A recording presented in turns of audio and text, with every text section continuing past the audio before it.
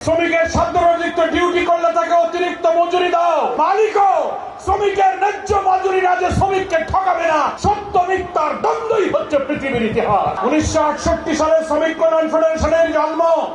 তারও আগে এই দেশে 60-এর দশকে বামপন্থী কমিউনিস্টরা শ্রমিক ময়দান দখল করার জন্য লাল পতাকা তুলে ধরে সমাজতন্ত্র কায়েম করো। তারা বলেছিল trade union is the school of communism.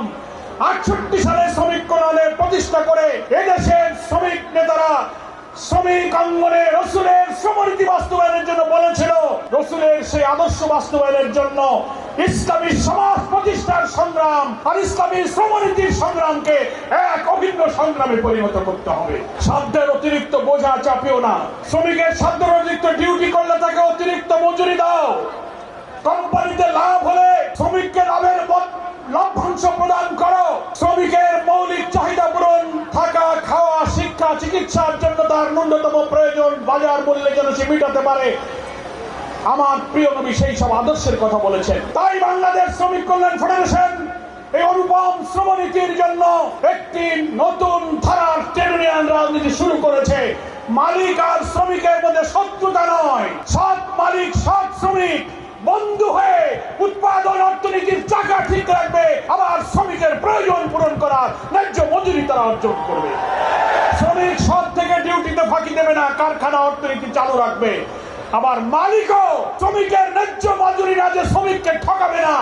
উভয়ের মধ্যে সততার ভিত্তিতে সম্পর্ক।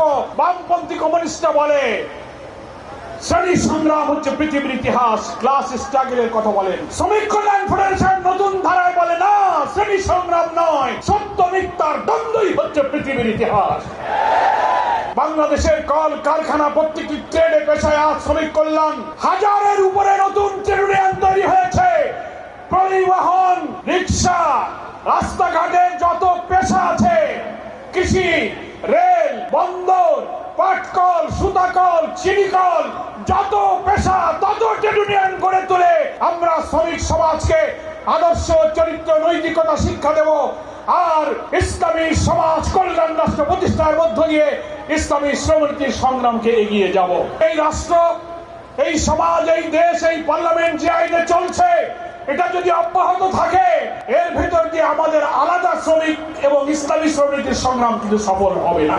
একই সঙ্গে কল্যাণ রাষ্ট্র, ইসলামী সমাজ প্রতিষ্ঠার সংগ্রাম আর ইসলামী শ্রমনীতি প্রতিষ্ঠার সংগ্রাম এক এবং অভিন্ন সংগ্রামে পরিণত করলে আমাদের কাঙ্ক্ষিত স্বপ্ন ইনশাআল্লাহ পূরণ হবে।